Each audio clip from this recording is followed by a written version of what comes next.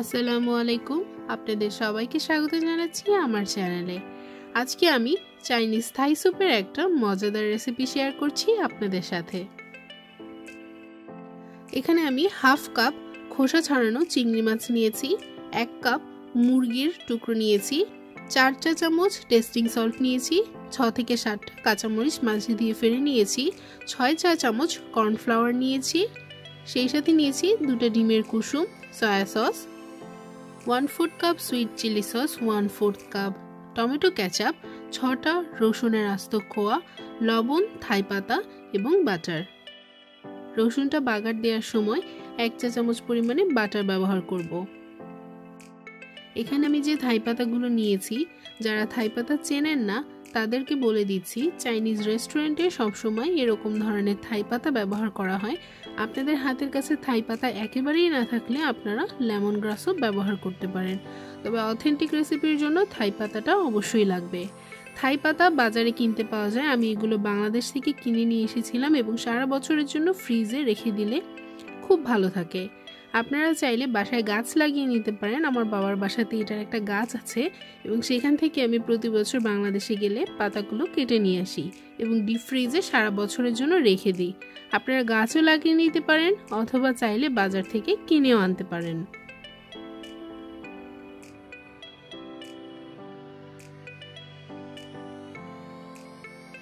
এখন আমি রসুনগুলোকে ভালোভাবে থেতলে ছোট কুচি করে নিচ্ছি। এখন বড় একটা বোলের মধ্যে প্রথমে আমি মাংস নিয়ে নিচ্ছি, এর মধ্যে দিয়ে দিচ্ছি চিংড়ি মাছগুলো। মাংস আর চিংড়িটাকে খুব ভালোভাবে এখন মিশিয়ে নিচ্ছি। আমি এখানে মুরগির হাড় ছাড়া সিনার টুকরা নিয়েছিলাম। আমার যে ডিম দুটো ছিল সেই ডিম দুটো দিয়ে এখন আমি খুব ভালোভাবে মাংস ডিমটাকে মাখিয়ে নিচ্ছি একসাথে। এর মধ্যে আমি এখন যে কর্নফ্লাওয়ার রেখেছিলাম সেই কর্নফ্লাওয়ারটা দিয়ে দিচ্ছি। আমি এখানে 6 চা চামচ কর্নফ্লাওয়ার নিয়েছি, সেই কারণে 1 চামচ কম অর্থাৎ 5 চা চামচ পানি দিয়ে দিচ্ছি এবং পানিটা অবশ্যই ঠান্ডা পানি ব্যবহার করতে হবে। খুব ভালোভাবে কর্নফ্লাওয়ারটাকে গুলিয়ে নিতে হবে যেন কর্নফ্লাওয়ারের মধ্যে কোনো লাম্পস না থাকে। এখন এর মধ্যে আমি 1 চা চামচ পরিমাণে লবণ দিয়ে দিচ্ছি। লবণটা আমি আমার আন্দাজ মতো দিচ্ছি, অবশ্যই রান্না শেষ হলে আপনারা চেক করে নেবেন লবণের পরিমাণটা ঠিক আছে কিনা। পানিটা এখন বলক চলে এসছে, এর মধ্যে এখন আমি থাই পাতাগুলো দিয়ে দিচ্ছি। গরম পানির মধ্যে থাই পাতাটা ছাড়ার পর দেখবেন খুব সুন্দর একটা ঘ্রাণ বের হচ্ছে। এই ঘ্রাণটাই কিন্তু থাই স্যুপের মূল। এখন এর মধ্যে আমি ফেলে রাখা কাঁচামরিচগুলো দিয়ে দিচ্ছি, দিয়ে আবার একটু নেড়ে চেড়ে নিচ্ছি।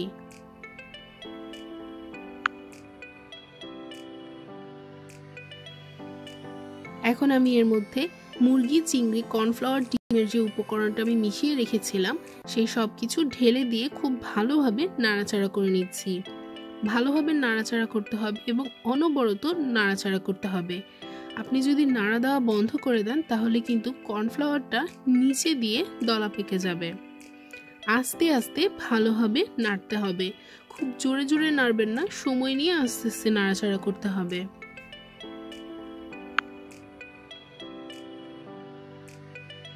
সব রান্নাই খুব সহজ, তবে রান্নার কিছু টেকনিক যদি আপনি ফলো করেন তাহলে কিন্তু রান্নাটা অসম্ভব মজার হয়। আমার রেসিপিগুলো ভালো লাগলে সবার সাথে শেয়ার করতে ভুলবেন না। আমার চ্যানেলে সাবস্ক্রাইব করে নেবেন এবং আমার সাথে রেসিপির ছবিগুলো শেয়ার করবেন।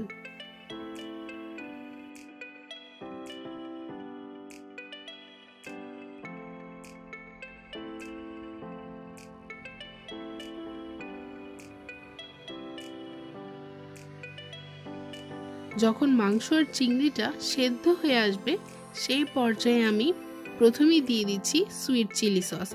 সসটা দেওয়ার পরেও খুব ভালোভাবে অনবরত নাড়াচাড়া করতে হবে, নয়তো সসটাও খুব দ্রুত নিচে জমে যাবে। আর যদি সসটা জমে যায় তাহলে কিন্তু টেস্ট একেবারেই নষ্ট হয়ে যাবে।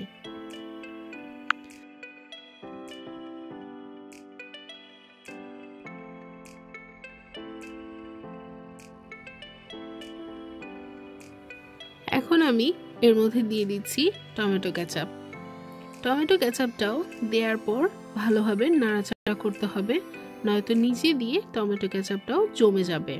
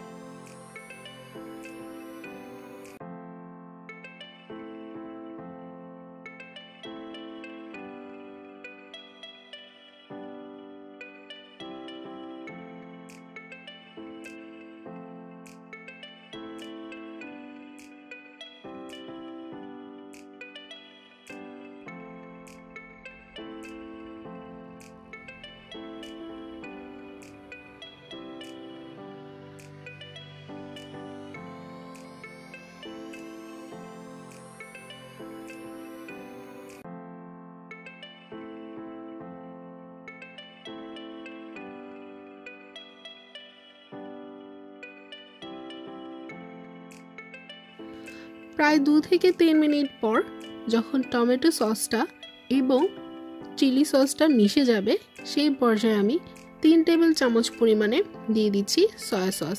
আমি এখানে লেস সল্ট সয়া সস ব্যবহার করেছি, অর্থাৎ যে সয়া সসটার মধ্যে লবণের পরিমাণ কম থাকে। আবারও আমি নেড়ে চেড়ে ভালোভাবে স্যুপের সাথে সয়া সসটাকে মিশিয়ে নিচ্ছি।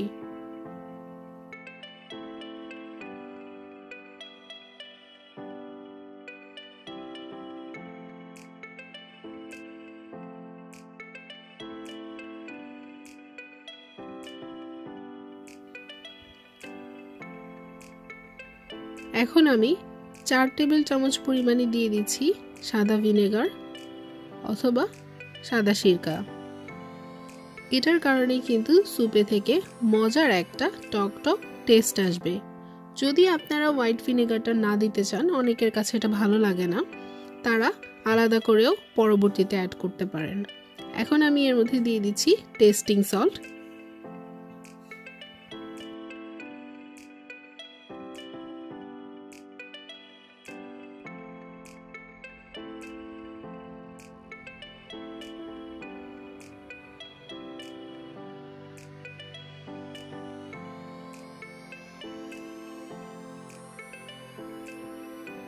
এখন স্যুপটা বলক আসা পর্যন্ত আমি অপেক্ষা করছি।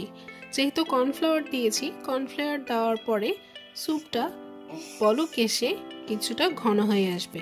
সময় না দিলে কিন্তু স্যুপটা ঘন হবে না, এবং স্যুপের বিশেষত্বই হচ্ছে স্যুপ একটু ঘন হতে হবে। স্যুপটা বলক চলে এসছে, এখন স্যুপটাকে আমি একটা সাইডে রেখে দিচ্ছি।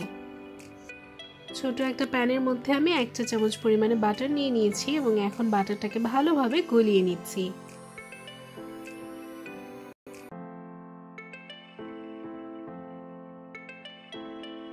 এটা সম্পূর্ণ গলে গেলে এর মধ্যে আমি সেই রসুন কুচিগুলো দিয়ে দিচ্ছি। রসুনটা দিয়ে অনবরত নাড়াচাড়া করতে হবে। অনবরত নাড়াচাড়া না করলে এটা কিন্তু পোড়া লেগে যাবে, এবং যদি পোড়া লেগে যায় তাহলে স্যুপের টেস্ট একেবারেই নষ্ট হয়ে যাবে। খুব বেশি ভাজতে হবে না, যখন হালকা লালচে হয়ে আসবে তখনই এটাকে তুলে স্যুপের মধ্যে ঢেলে দিতে হবে।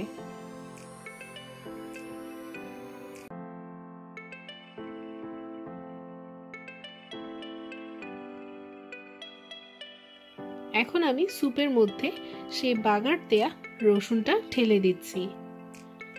এত সুন্দর একটা ঘ্রাণ আসছে, আপনি বানানোর পর নিজে বুঝতে পারবেন।